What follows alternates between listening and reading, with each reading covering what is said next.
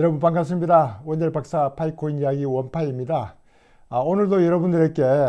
파이와 관련되는 여러 가지 반가운 소식들을 전해드리려고 영상을 찍고 있습니다. 오늘은 주로 그 4차 산업 관련 기술 중에 블록체인 기술과 웹3의 관계를 설명드리고, 전문가들이 요즘 그 비트코인과 XRP가 2030년 되면 100만 달러로 갈 것이다 하는 이런 전망들이 과연 얼마나 타당한가, 우리가 파이코인에 대해서는 어떤 예상을 할 수 있는가, 이와 같은 얘기하고, 또 영국이 최근에 램프 회사라는 데서 업램프를 정부에서 승인받았다는 내용하고, 이것이 앞으로 이제 파이 브라우저하고의 어떤 관계, 우리가 앞으로 법정화폐로 이 암호화폐를 구매하는 것은 쉽지만은 암호화폐로 법정화폐로 바꾸는 것이 얼마나 용이할 수 있도록 앱이 개발되어 왔는지 하는 이런 말씀을 좀 드리고,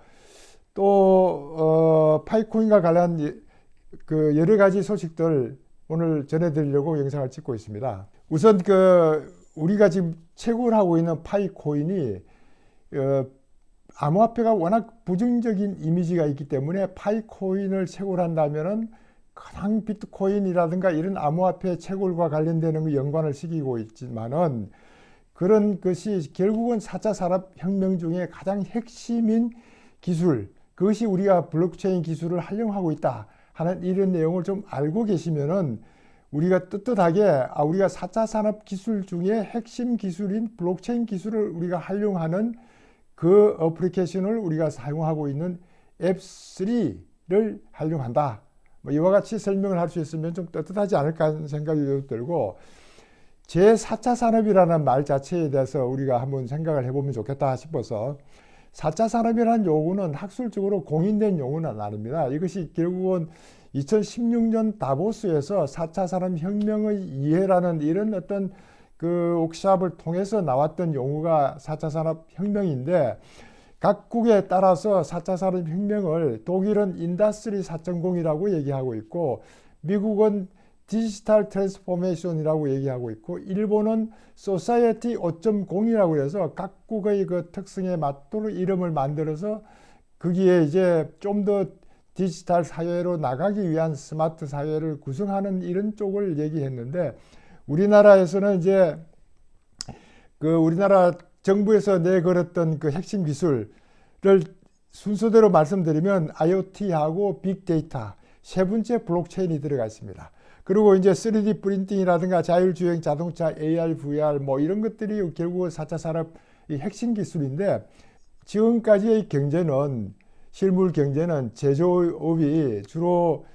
조선이라든가 철강이라든가 자동차라든가 반도체라든가 석유화학 기계 이런 쪽에 보이는 경제에서부터,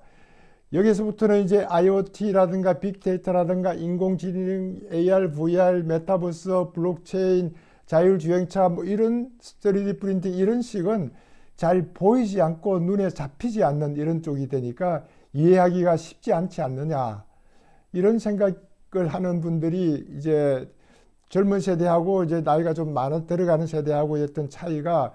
옛날에는 눈에 보이는 것만 믿고 하다가 이제는 보이지 않는 그 세대, 이제는 화폐를 보이는 세대에 보이지 않는 코인으로 돌아가니까 이게 상당히 모든 것이 이제 모바일로 들어가 버리고 눈에 안 보이니까 익숙하지 않는, 아날로그에서부터 디지털화 되면은 모든 것이 이제 작동시키는 어려운 그런 상태가 되어 있지만은, 결국은 우리는 이제 이런 그 힘의 이동하는 이런 상태에 들어와 있고, 여기에 가장 활발하게 활용할 수 있는 것이 디지털 자산, 이런 것들이 블록체인 기술을 통해서 이루어지고 있기 때문에, 앞으로 이제 CBDC를 만들면은 CBDC 스테이블 코인 같은 것들은 돈의 역할을 하겠지만은, 여기에 이제 비트코인이라든가 파이코인 이런 것들은 자산의 역할을 하면서 이 서비스라든가 물물 교환이라든가 여러 곳에 활용이 될 수 있도록 하는 이런 파이코인을 우리가 채굴하고 있는데, 이것이 핵심 기술 중에 하나다라고 얘기하고 있고, 유엔에서 발간한 보고서에 보면은 핵심 기술 중에 10개 중에 블록체인 기술이 들어가 있고, 이 세계를 바꿀 수 있는 기술로 이렇게 평가를 받고 있습니다. 이와 같은 이제 블록체인 기술이 우리에게는 우리가 채굴하는 것에서는 이해하기 어려운 것이지만은 우리는 이미 파이코인을 채굴하고 있기 때문에 이 분야를 여러분들도 많이 이제 파악하고 있고, 이렇게 이제 하루아침에 이런 그 블록체인을 이용한 이런 세상이 바뀌지는 않지만은 그래도 조용한 혁명을 통해서 아무도 가보지 않은 이런 세상을 우리는 차근차근히 가고 있고 준비하고 있다. 그래서 이게 하루아침에 이루어지는 것이 아니기 때문에 우리는 좀 더 여유를 가져야 된다고 하는 생각이 들어서 저는 4차 산업하고 우리 파이코인하고 이 블록체인 기술하고의 관계를 설명을 드렸습니다. 최근에 그 캐시우드라고 하면 우리는 이제 돈나무 언니라고 얘기하는데, 그 캐시우드가 운영하고 있는 아크 인베스터라는 곳에서 이제 핵심 기술을 몇 가지를 소개했는데, 그게 이제 파블릭 블록체인이 들어가 있고 디지털 월렛이 앞으로 얼마나 활성화돼 갈 것인지를 도표로 보여주고 있는 것을 보고 저도 상당히 인상적이었는데, 디지털 월렛이 차지하고 있는 그 보륨이, 시장 점유율이 점점 증가하고 있고, 크레딧 카드를 사용하고 있는 시장 점유율은 점점 떨어지고 있는 이런 어떤 그래프를 보면서 앞으로 우리는 어차피 이렇게 디지털 월렛을 통한 이런 거래가 상당히 많아질 것이다. 그리고 디지털 월렛을 사용하는 사용자 수도 상당히 증가하고 있다. 이렇게 이제 아직은 초보 단계지만은 많은 사람이 이제 이 월렛을 통해서 거래가 가능한 이런 CBDC라든가 스테이블 코인이라든가 이런 것들을 통해서 우리가 거래가 가능한 그런 시대가 곧 올 것 같다 하는 이런 걸 예상을 할 수 있는데, 이분이 최근에 이제 얘기했던 말들이 2030년 되면은 비트코인은 한 100만 달러를 갈 것이다, 이렇게 예측을 했기 때문에 뭐 우리가 그런 예측을 하는 것이 뭐 좋다 나쁘다를 떠나서 전문가들은 저런 데이터베이스를 통해서도 저와 같은 얘기를 하고 있다 하는 이런 걸 느꼈고요. 그리고 최근에 이제 그 패트릭 라일레이라는 분이, 이분은 제가 한번 그 리프 파이낸셜 CEO를 하고 있고, 이분은 얼마 전 동영상에서도 미국이 XRP하고 SEC 소송에서 XRP에 이기기를 원하지 않는 중국이 있기 때문에 이거는 중국과 미국의 패권 싸움이라서 이게 단순한 SEC하고 XRP의 소송이 아니고 이것은 하나의 전쟁이나 마찬가지다, 이런 표현을 썼던 분이라고 제가 한번 소개를 드렸는데, 그분이 XRP에 어떤 얘기를 하면서 XRP가 2030년까지는 100만 달러까지 갈 것이다, 이런 포인트를 썼기 때문에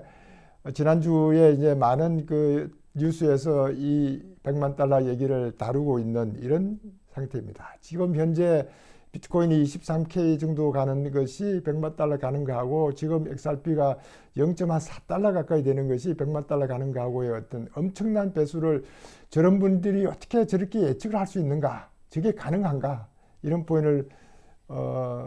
저도 이제 믿는다기보다는 이런 암호화폐 세계에는 100배, 1000배, 만배가 이루어질 수 있는 곳이기 때문에 그와 같이 예측하는 것도 전혀 불가능한 것은 아니지만은 그거는 듣는 사람이 이제 생각하기 나름 아니냐.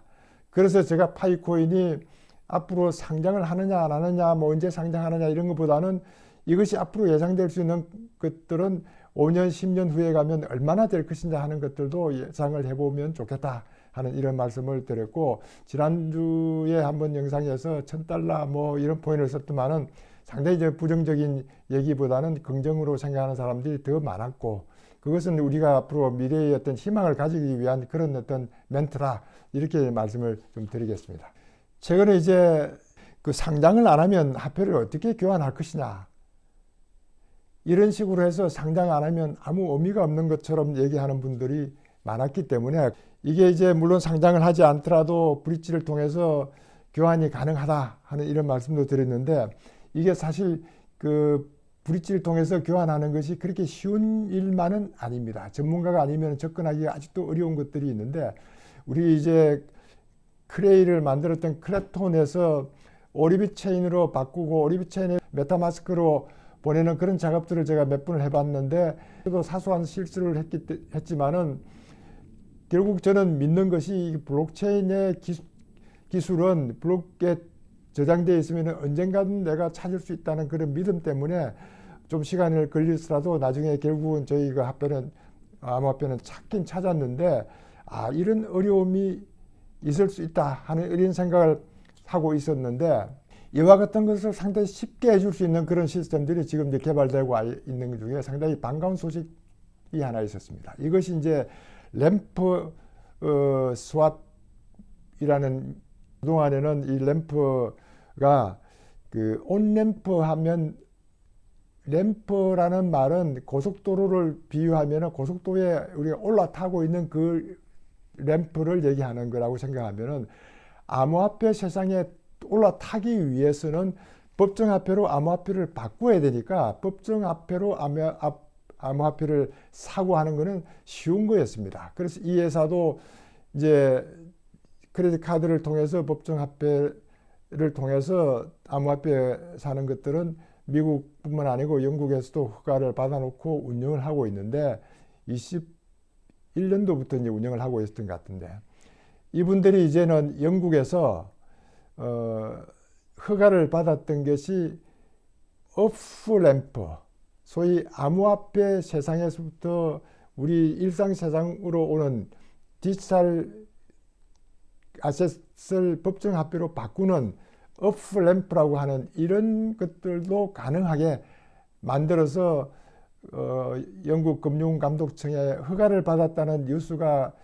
6월 7일 날 나왔으니까 엊그저께 나왔는 뉴스이기 때문에 이게 상당히 반가운 뉴스다. 그래서 이제 그 뉴스에 대해서 접하면서 제가 관심을 가졌던 거는, 양반들이 이제 지금까지 하고 있는 것을 웹3에 적용을 시킬 수 있도록 하기 위한 걸 하고 있고, 그 준비 과정을 브레이브라고, 제가 이제 웹3에서 좀 더 우리 파이 브라우저보다는 좀 더 먼저 가고 있는 그 브레이브를 가끔 제가 소개했는데, 브레이브 월렛이 오프램프로 활용을 할 수 있도록 하겠다. 이렇게 하면은 그 브레이브의 그 기술 책임자가 했던 말이, 브레이브 월렛을 가지고 있는 사용자가 이 브레이브의 바깥, 웹3의 바깥에서도 오프램프 서비스를 받을 수 있도록 하겠다. 이런 얘기를 하고, 그 램프 회사의 전문가는 웹3에 자기들의 어플리케이션을 연결시켜서 웹3에 있는 암호화폐들을 오프램프를 활용하는 것이 쉽게 하도록 하겠다. 이런 표현을 썼기 때문에, 이것이 우리에게는 상당히 큰 기회다. 이게 이 양반들이 그동안에 이제 한 139개 서비스를 하고 38개 암호화폐를 이제 법정화폐인 주로 US 달러하고 유로하고 이런 그 파운드만 주로 취급을 한 것 같은데, 이것이 이제 오프램프까지 한다면은 상당히 이제 활용을 할 가능성이 높아지고, 지금 당장은 아니더라도 우리 파이 브라우저에 있는 그 앱에 이와 같은 서비스를 할 수 있는 앱이 들었으면은 우리가 쉽게 법정화폐로 바꿀 수 있는 이런 기회가 우리에게 오면은 이게 접근하기가 상당히 쉬워지고, 사용자들이 그렇게 편리한 걸 알면은 파이 브라우저도 많이 사용할 것 아니냐. 이거 상당히 좋은 생각인 것 같다. 이런 생각이 들어서, 이게 이제 온램프, 오프램프 하는 이런 기능들을 가지고 있는 회사들이 문페이라든가 뭐 여러 곳이 있긴 있었는데, 저는 사실은 활용을 할 필요가 별로 없었기 때문에 활용을 하지 않았지만은, 이와 같은 식의 서비스가 상당히 발전시켜 나가면은 우리 파이 브라우저에 있는 그 파이코인도 언제든지 법정화폐로 교환이 가능할 것 같다. 지금 당장 우리는 상장을 노리지만은 이런 앱이, 기능이 우리 파이 브라우저에 들어오는 것을 기다리는 것이 우리는 더 좋겠다 하는 이런 생각이 우선 들고, 이 분야에는 저는 이제 전문가가 아니지만은 나름대로는 상당히 편리한 기능이 얼마나 활성화되어 가느냐 하는 것들은, 이런 그 CBDC라든가 스테이블 코인이라든가 이런 것들이 각국마다 잘 이루어진다면은 이와 같은 기능하고도 상당히 도움이 되지 않을까. 우리가 이제 이런 것들 때문에 관심을 가지는 것이, 지금 당장 아니고 2, 3년 후를 내다보고 우리 그 파이 브라우저가 오픈넷에 연결됐을 때를 염두에 둔다면은 지금도 KYC 문제는 상당히 급한 문제지만은 오픈넷으로 가는 거는 아직도 생태계 확장을 위해서는 조금 더 신중하게 생각하고 있는 코어 팀의 입장도 이해하는 것이 좋겠다 한 이런 생각을 합니다. 저는 이런 블록체인 이런 것들을 많이 이제 접해봤고 7, 8년 동안 접하면서 이런 프로젝트가 정말 성공적인 프로젝트라면 5년, 10년은 기다리는 것도 좋겠다. 그리고 최근에 이제 이 영국 얘기가 나왔는데 암호화폐 허브 도시 중에서 탑 20가 이제 발표가 됐는데 이게 리캡이라는 이런 그 조사 분석 회사 같은데 여기에서 이제 1등이 런던, 2등이 UAE 두바이, 3등 미국 뉴욕, 7번째 홍콩, 8번째 파리, 9번째 밴쿠버 뭐 이런 등등이 있는데 아시아에서는 일본하고 태국, 싱가포르 등등은 들어가 있는데 한국은 그게 들어가지 있질 않습니다. 이게 암호화폐 허브라고 이제 그 자기들이 국가적으로 이제 하겠다는 데는 많은데 우리 부산도 이제 허브를 하겠다고 했고 그렇지만은 여기서 이제 암호화폐 사업자 수라든가 암호화폐를 이용하는 사람들의 수라든가 이런 것들 그리고 우리나라는 아직은 없지만은 ATM 암호화폐를 교환할 수 있는 ATM이 있는지 없는지 하는 것들 이런 암호화폐 관련 이벤트가 얼마나 많은지 또 GDP에 비해서 이제 이런 분야에 투자하는 투자 비용 이런 것들을 통계를 냈기 때문에 상당히 근거가 있는 내용 아니냐 싶어서 이렇게 이제 영국이 런던 중심으로 암호화폐 허브 도시를 만들겠다는 게 사실로 되어가고 있는 것 같다. 이런 느낌도 받았고 엊그저께 나왔던 연구 중에 이제 영국이 디지털 파운드를 도입하기 위해서 국민들에게 의견 수렴을 하고 있는 것들이 발표되면서 거기에 이제 리플이 2017년도부터 CBDC 개발하는데 관여를 했더라고요. 제가 이제 영국하고 리플의 관계를 가끔은 말씀드렸지만은 이렇게 2017년도부터 리플이 영국의 CBDC 만드는데 깊숙이 관여했다는 걸 저도 이제 처음 알았는데 꽤 오랫동안 이제 리플이 실제 리플의 기술을 제공하는 이런 걸로 협력 관계를 맺어왔다 하는 것들이 눈에 보이는 것 같아서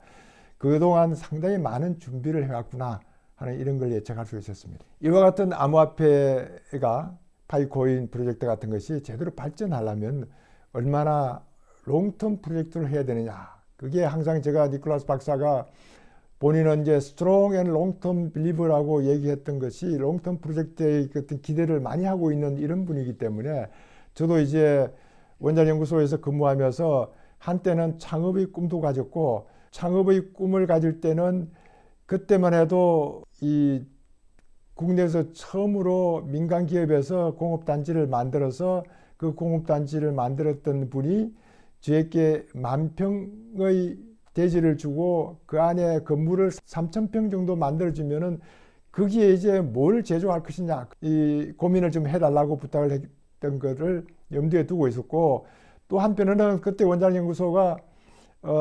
돌아가신 임창생 박사가 원자력 발전 단가의 1원 정도는 연구비로 제공해야 된다 하고 정부에 건의를 했습니다. 이게 이제 먹힐지 안 먹힐지는 모르지만 상당히 큰 제안을 했는데 그 당시만 해도 이제 1kW에 1원 정도면 엄청난 큰 예산이고 저희 연구소 예산이 1년에 10배 정도 증가하는 이런 것인데 거기에 이제 제가 프로젝트 책임자로서 앞으로 10년 계획을 세우면서 이게 예산이 되면은 이렇게 해야 된다 할 계획만 세워놓고 있고 이렇게 이제 창업을 할 것인가 이런 롱텀 프로젝트를 끌고 갈 것인가 하는 두 마리의 토끼를 가지고 고민했던 그런 적이 있었습니다. 결국은 이제 창업의 꿈은 적고